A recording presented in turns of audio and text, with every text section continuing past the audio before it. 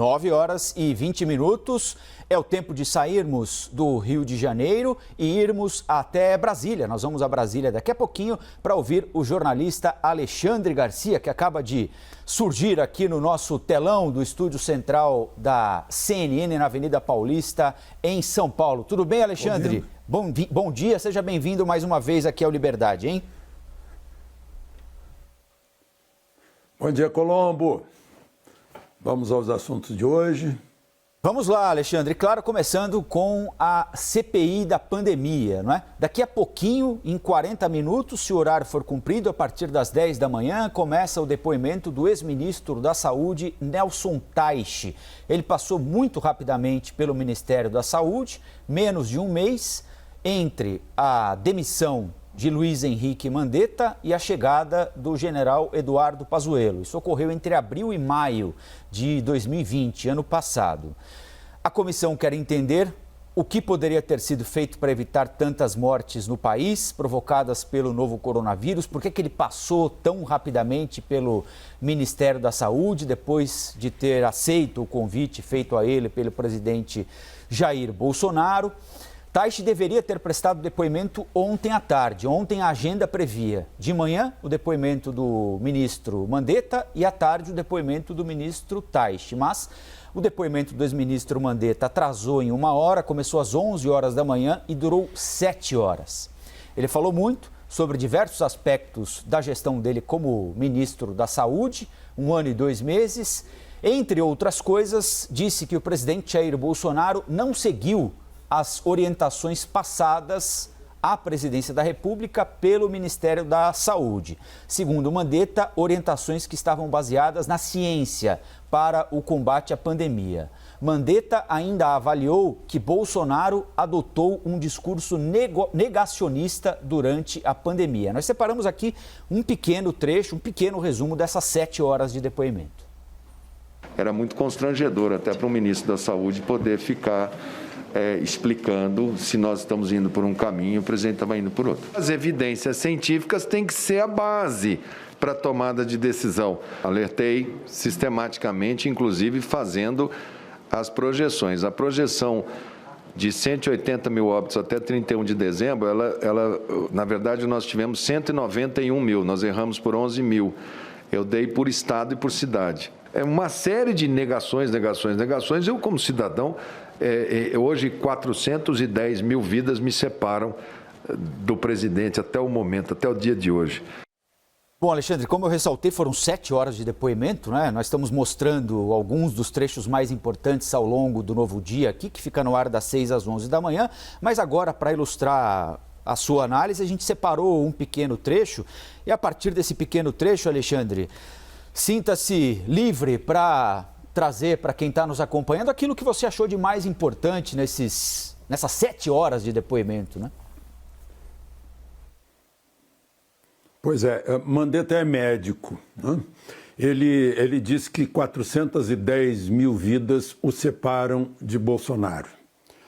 Ele deve estar pensando que todos nós sofremos de anencefalia, né? Que não temos cérebro para pensar. Foi chocante essa frase. Ele é 0 e o Bolsonaro é 410 mil. Parece ser uma questão de caráter, né? Eu sei, 410 mil mortes por uma pandemia é uma coisa. Agora, eu não tenho como calar, né? Depois do que se passou nessa noite, depois do que aconteceu numa cidade chamada Saudades e numa creche chamada Aquarela, né? Por o que passa na cabeça de uma pessoa de 18 anos pegar uma espada ninja e matar crianças de menos de 2 anos. Né? Isso é chocante, eu sei. 410 mil mortes é muita coisa, mas é um vírus. Agora, que vírus cultural pegou na cabeça desse jovem? Eu queria fazer esse registro aqui antes de mais nada. Mas voltando, eu falei com muita gente ontem à noite, né? E a CPI parece que vai errar a mão de novo. Vai errar a mão de novo porque já errou a mão lá em 2018. Né? Foi para um lado e o povo foi para o outro. O povo está indo para o outro lado. O povo não é bobo. Né? Vejam só, né? Parece que a base é negacionista. O que é negacionismo se não negar tratamento? Ontem eu ouvi depoimentos incríveis de famílias inteiras. Está na boca do povo. Está na boca do povo. Então, como as pessoas estão se curando? É outro caminho. É outro Brasil, é outro mundo, é outra realidade. Mas a CPI está lá, está fazendo o programado, está seguindo o roteiro, terminou, todo mundo deu entrevista. Renan Calheiros condenando o presidente Aziz condenando o presidente. Renan Calheiros outro dia disse que não ia falar com Lula por imparcialidade. Que imparcialidade é essa? Se são juízes de sentenças prontas. A gente já sabe o que vai acontecer na CPI. A gente já sabia o que ia dizer Mandetta. Só que ele não tem que tripudiar sobre o cérebro das pessoas, sobre o terceiro neurônio. Dali para frente não cabe, não pega. Né? Ele trabalhou um ano e quase 4 meses com o presidente, foi um dos primeiros a ser escolhido. Né? Normalmente, quando a gente veste a camisa, trabalha em determinado lugar, depois que a gente sai, o meu avô me ensinou, a gente não fala mal do anterior, né?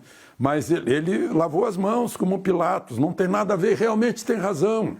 Ele estava numa época em que não se conhecia ainda os meios para combater essa doença. Né? Não havia disponibilidade de vacina, não tinha um problema de distribuir vacina, não se sabia o que fazer, então para todo mundo em casa. Tem razão, ele não tem essa responsabilidade que alguns queiram atribuir a ele, porque não se conhecia. Né? Então, é isso, vai andando, né? A CPI vai cumprir o seu objetivo, né? Que todo mundo sabe qual é. Colombo? Alexandre, a gente mostrou aí então um trecho em que o ex-ministro Mandetta faz ataques, não é, ao presidente Jair Bolsonaro, mas houve momentos também em que ele foi perguntado por senadores sobre momentos que são questionados sobre a gestão dele como ministro da Saúde, né? Ele falou sobre a decisão de não suspender o Carnaval de 2020, né? Diz que naquele momento a OMS ainda não tinha declarado pandemia. Ele foi questionado sobre aquela frase que virou uma espécie de símbolo. Aliás, ontem o presidente Jair Bolsonaro usou a frase com apoiadores, né? Falou, o Mandetta, aquele que mandava ficar em casa, ele se justificou, dizendo por que orientava as pessoas a só procurarem um hospital com febre alta ou com desconforto para respirar. Enfim, foram alguns momentos. Ele respondeu sobre testagem também lenta, né, naquele período, início da pandemia. Questionamentos que até hoje são feitos ao desempenho dele como ministro da Saúde naquele período. Você considerou as respostas dele satisfatórias sobre essas dúvidas a respeito do desempenho dele como ministro da Saúde, Alexandre? Olha, o próprio senador Girão, que foi o que fez as melhores perguntas, considerou satisfatórias. Eu também considero satisfatórias, né? Porque é aquilo que eu disse, naquele tempo era assim, né? Agora, convenhamos, ele teve um poder incrível. Já imaginou o ministro que dê briefing, que tem uma audiência enorme, todas as tardes, por um tempo enorme, todos os dias? Que poder! Ontem ele voltou a esse briefing de 7 horas, né? Ele tinha muito poder. Então, talvez ele pudesse usar esse poder para convencer o presidente de alguma coisa, o presidente tentava convencê-lo de outra. O principal choque era quarentena vertical ou horizontal, ou para todo mundo ou para só quem tem comorbidade, quem está mais vulnerável, quem tem mais idade, né? Quem tem sintomas, que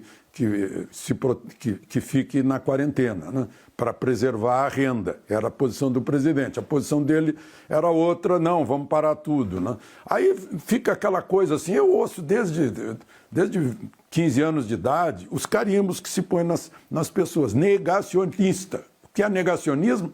Para mim é negar o tratamento. Isso é negacionismo, porque eu vejo todos os dias o triunfo da vida sobre a morte. O triunfo da vida sobre a doença, né?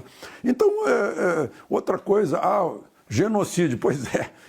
quem faz o negacionismo é genocida, quem não trata é genocida e dá tantas mortes. São pontos de vista de quem está vendo a realidade. Eu estou vendo a realidade todos os dias. O que é verdade científica? O que é verdade científica nessa doença nova?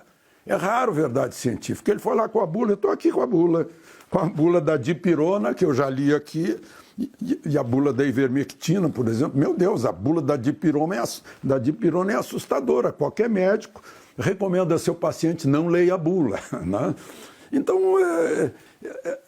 naquele momento, o Mandetta agiu como deveria ter agido. Né?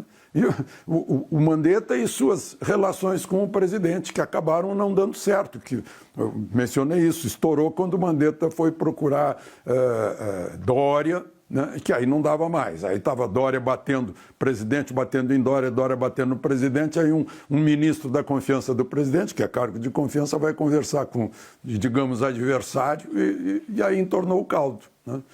E aí vem aquela história, depois que sai, começa a falar mal, como isso é feio. Não é só o Mandetta, não, tem outros ministros, saem e começam a falar mal. Por que entrou então? Por que estava lá fazendo? Por que vestiu a camisa? Isso é uma questão de lealdade, princípio. Bom, durante o depoimento, o ministro Mandetta disse que enviou uma carta, quando ainda era ministro da Saúde, ao presidente Jair Bolsonaro, para alertar o presidente sobre os riscos da pandemia. Nós temos imagens da carta, que tem 3 páginas, e foi enviada no dia 28 de março de 2020. Ou seja, Mandetta ainda era ministro, ele foi demitido no dia 16 de abril de 2020, 20 dias antes da saída do cargo. Na carta, Mandetta relata ter participado de reuniões com a Organização Mundial da Saúde e com a Organização Pan-Americana da Saúde. E que nessas reuniões foi possível constatar, verificar a possibilidade de colapso dos sistemas de saúde. E que isso indicava a necessidade de medidas que evitassem o aumento de casos de média e alta complexidade, ou seja, aqueles casos em que a pessoa tem de procurar um hospital, muitas vezes tem de permanecer internada. Segundo o ministro, as orientações e as recomendações não receberam apoio do governo Bolsonaro, embora estivessem embasadas por especialistas e autoridades em saúde. Mandetta, então, em outro trecho da carta, recomenda que a presidência reveja o posicionamento sobre a pandemia, sob o risco de gerar gravíssimas consequências à saúde da população. Nós, desde ontem, no momento em que o ex-ministro Mandetta tornou pública essa carta, entramos em contato com o Planalto, pedimos à Secretaria de Comunicação do Governo uma posição sobre a carta, se o presidente a recebeu, leu, se achou conveniente ou não seguir as recomendações, e continuamos esperando uma resposta. Alexandre, queria que você falasse um pouquinho sobre esses alertas feitos pelo ex-ministro Mandetta, ainda na condição de ministro da Saúde, que, segundo ele, não foram aceitos pelo presidente da República, Jair Bolsonaro, e se isso pode, eventualmente, lá no futuro, desde comprovado o teor da carta, o envio da carta, ser utilizado como uma prova, provavelmente, possivelmente, contra o presidente Bolsonaro. Bom, não vejo por que seja uma prova contra, né? Se fosse foi uma carta fazendo sugestões. Mas eu vou pedir emprestado um pouquinho o estilo do Sidney, que toma assim retalhos da vida cotidiana, né? Isso acontece com marido e mulher quando o diálogo acaba. Estão discutindo, vai diálogo, aí lá pelas tantas, silêncio. Aí vem uma carta. Um dos cônjuges manda uma carta para o outro, botando todas as queixas ali ou a tentativa de reatamento. O Mandetta provavelmente percebeu que a relação estava se enfraquecendo, né, naquela altura, e aí pôs numa carta para se proteger, né?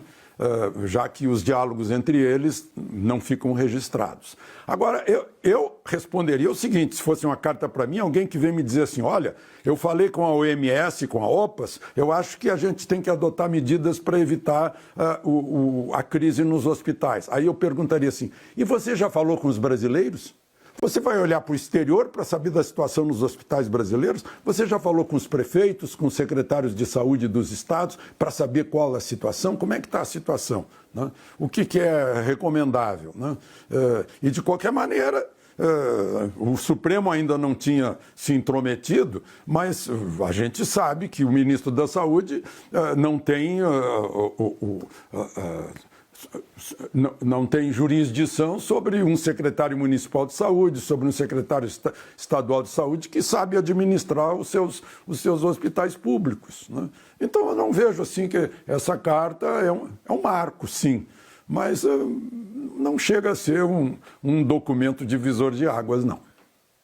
Bom, hoje, Alexandre, como nós dissemos, vai começar daqui a pouquinho o depoimento do ex-ministro Nelson Teich, a partir das 10 horas da manhã. Mas, inicialmente, estava marcado, a data estava reservada para o depoimento do ex-ministro da Saúde, Eduardo Pazuello. O depoimento foi transferido de hoje, dia 5 de maio, para o dia 19 de maio, porque ele terá 2 semanas para cumprir quarentena. Segundo o Exército, o general Pazuello teve contato com 2 pessoas, segundo o presidente da CPI, Omar Aziz, 2 coronéis que acompanham o general Pazuello, que foram diagnosticados com a Covid-19. O comunicado foi lido ontem mesmo, né? Nós mostramos aqui na CNN ao vivo, durante o depoimento do ex-ministro Luiz Henrique Mandetta. E aí surgiu uma dúvida ali na CPI, né? Bom, é melhor adiar o depoimento para quando ele puder vir? É melhor ouvi-lo mesmo amanhã, quarta-feira, de maneira remota, em uma situação em que ele não precise vir ao ambiente do Senado? Houve uma votação simbólica e os senadores entenderam que ele tem de estar no mesmo ambiente onde estarão todos os depoentes, no Senado Federal. Então ele só vai depois de cumprir a quarentena. Queria que você falasse um pouquinho sobre o adiamento do depoimento, talvez o mais esperado de todos, não é, Alexandre, do general Pazuello? Pois é, foi melhor para os integrantes da CPI, né? Ele havendo a suposição de que ele possa ser um transmissor, não, um vetor, sem sintomas, assintomático, é perigo para os outros da CPI. Dizem que ele se ofereceu para fazer a distância, mas o presidente da CPI não aceitou. Então remarcou para o próximo dia 19, quando supostamente terá passado assim, uma quarentena, que na verdade é de 14 dias. Né? Agora, que abacaxi essa história de ele ter permanecido na ativa no Ministério da Saúde. Né? Agora, um general da ativa, da Secretaria-Geral do Exército, vai depor numa CPI. Imagina se abre um precedente.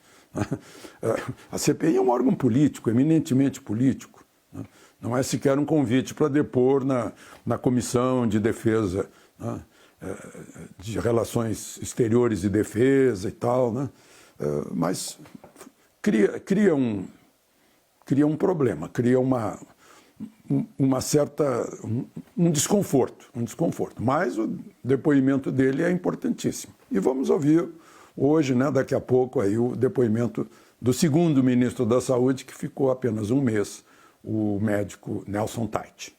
Esse adiamento do depoimento do ex-ministro Pazuello é melhor para alguém, Alexandre, para os integrantes da CPI, que até o dia 19 supostamente podem colher mais dados para contestar ou apoiar o que ele vai dizer na CPI? É melhor para ele, para ter mais tempo para se preparar para um depoimento que promete ser duro para ele, né?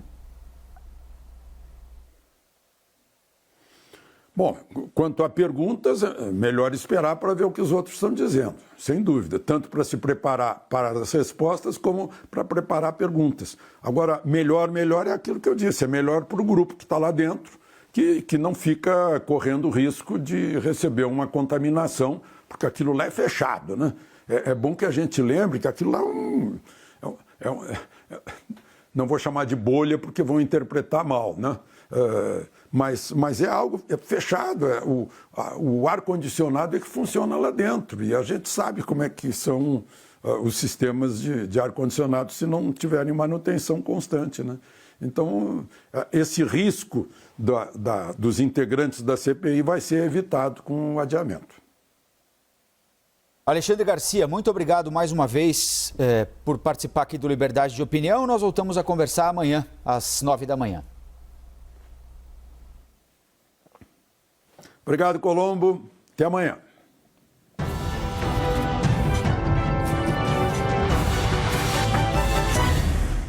As opiniões emitidas pelos comentaristas do quadro não refletem necessariamente a posição da CNN, que aproveita para reforçar que não existe tratamento precoce comprovado cientificamente contra a Covid-19.